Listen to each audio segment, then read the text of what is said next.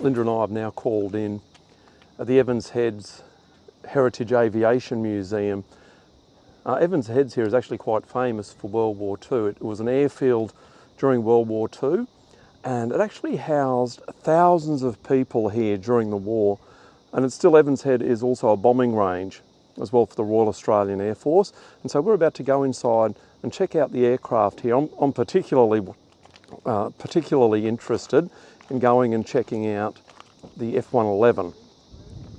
So I grew up near Ambley Air Base, and so I'd see the F111s coming in and out all the time. So just walking along the F111 now, and that's some of the ordnance that it could carry.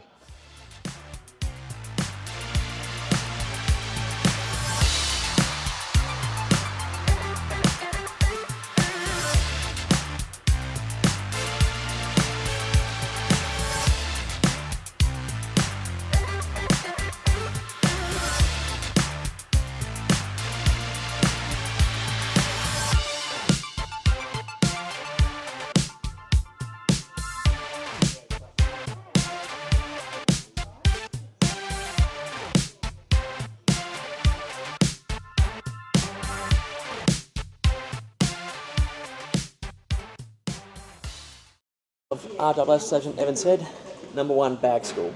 BAG is an acronym stand for Bombing and Gunnery. So this is a place where air crews came to train if you're not pilots. So your gunners, your navigators, your bombardiers.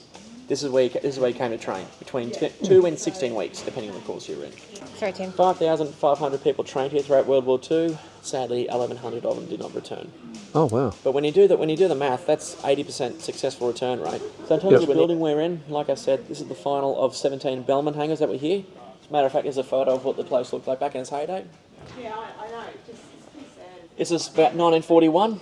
As you can see, Evans Head was nothing more than a fishing village. And all that here was just heavily built out now with a lookout in the breakwater. As you can still see, it was just bushland. There wasn't even the road between Evans Head and Broadwater at the moment. You just had the Woodburn Road. But like I said, there were 17 Bellman hangars here. As a matter of fact, some of these accommodation blocks, if you go on the Broadwater Road, you'll see like a kids' adventure camp. All their accommodation blocks are rolled accommodation blocks from here. So yeah. Rightio, so the F111 ejection system. It's probably one of the most complicated ones ever devised, but at the same time it works extremely well.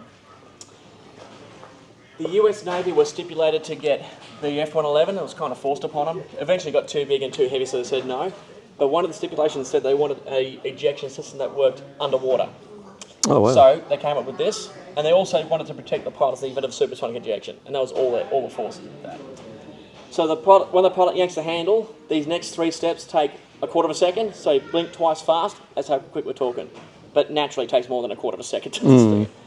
This line here, across to about here, head across the same line back. That's a shaped charge that detonates. So structurally, it is separated from the whole plane. A guillotine will then sever all inputs into the cockpit, whether it be wiring, pneumatic, hydraulic, you name it. A big blade goes, Cuts it all. 100% separated. Instantly. Instantly. A rocket motor then fires this up and forward. And the reason why you want to go forward, have a look at the back of the plane. Yeah. And up. Yeah. You don't want to be hitting the tail. Yeah. Yep. That is actually the reason why the ejection system was invented in the first place, was to get pilots to clear the tail. Because towards the end of World War II, planes were getting that quick that they were doing the traditional bailout, but they were clobbering the tail. Yeah. And so they'd be fine leaving the plane, but they'd be, at the very least, severely maimed. Yeah. Yep. To be able to pull the shit in time. So this will go to about 200 metres or 200 to 300 metres above where the plane is at that point in time. Then that small white parachute down there will open up, the drogue chute. Oh yeah. Yep. That will stabilise the module on its way down. Then once it reaches a suitable altitude, or if it's already at near enough to ground, the main parachute will open up. That big orange and white guy. Wow. That parachute is 15 metres across, and the reason why it's that weird colour is so it stands out regardless of where you land. So if you land in the Snowy Mountains, it's snow. The orange and green stands out. In the desert, the white and the grey stands out. In the bushland, the orange and the white stands out. Nice. Wow. So, right before landing, a series of airbags will deploy to cushion your landing. And if you happen to be over water, you can deploy some extra airbags. And then once they land, you open the cockpit windows and you hop out. Now I have a photograph here of the only F111 ejection that happened over water. This was in the Hauraki Gulf in New Zealand in 1978. Oh, wow. What happened was one of the engines caught fire, and they couldn't bring it back in time. So they did everything they possibly could to bring the plane back, and they eventually High Command ordered them to bail out. They said, "You've done everything you can, bail out." So as you can see, this was taken from the rescue helicopter. The 2 crewmen are still inside, very successfully floating. Wow. Okay, wow, yeah.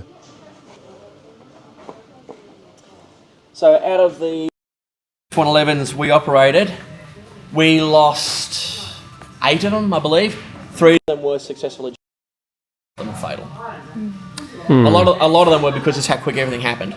Like for example, there was one here in 1977, about 20-30.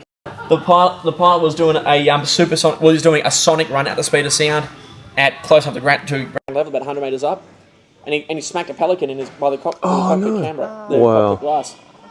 The pelican made its way inside, decapitated the pilot. By the time the co-pilot came to his senses, he had rolled upside down. And bear in mind, it's only about 100 metres above the beach to begin with anyway. He's pulled the handle, not realising he was upside down, and him and his mate straight to the ground. Oh, no. We're pretty sure the pilot would have been dead anyway. Yeah.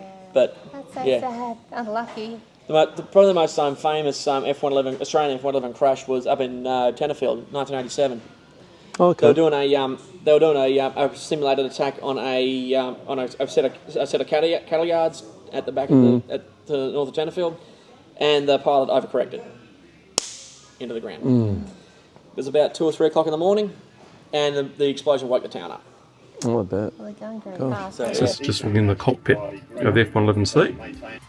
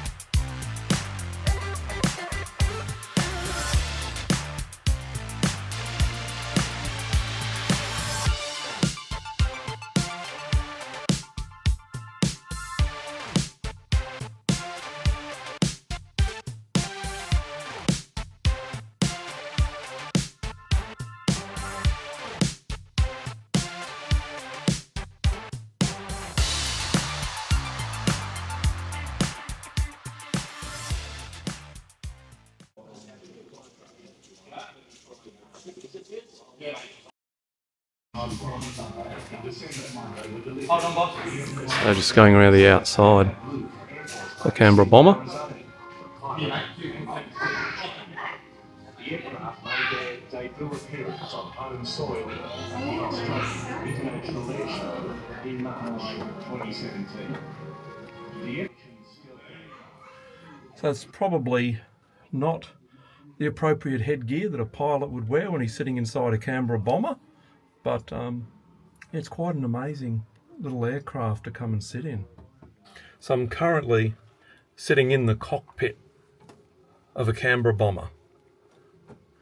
Just getting wow. They must have been a bit taller than me when they were pilots.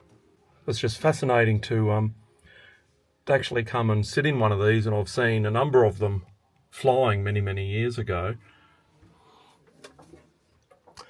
Yeah, I didn't realise that the Canberra Bomber was a 3-seater.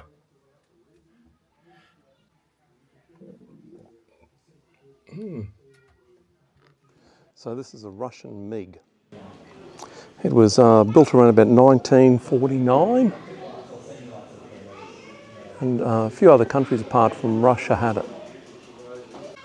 Yeah, so not only Russia had the MiG-15, so did China and Poland and Czechoslovakia.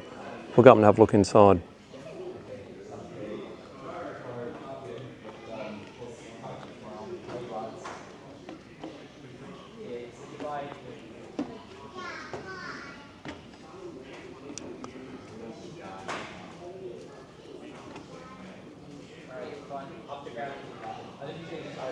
So, you're looking inside a Russian MiG.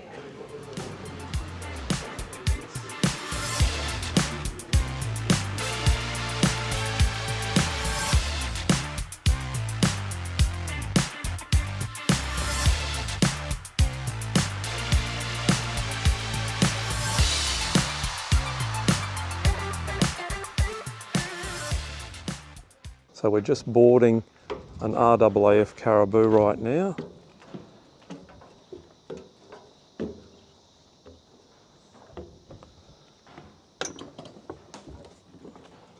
Oh my goodness.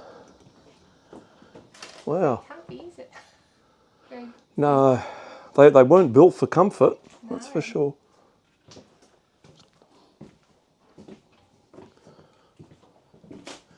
So just heading up towards a cockpit.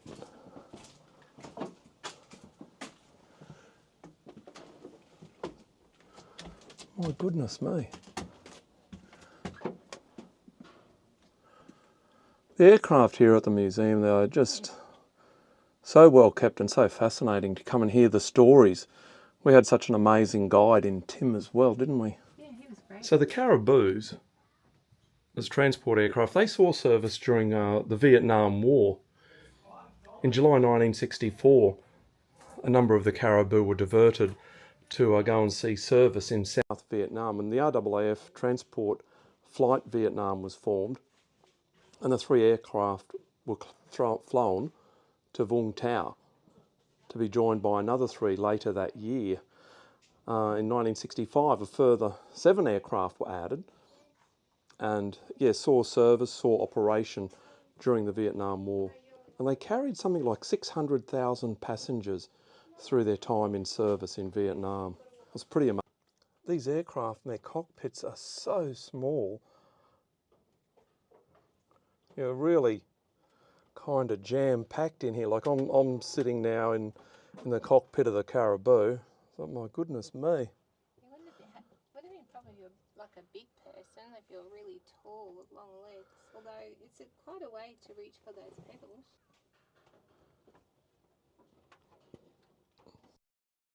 Fascinating to have a look at, eh?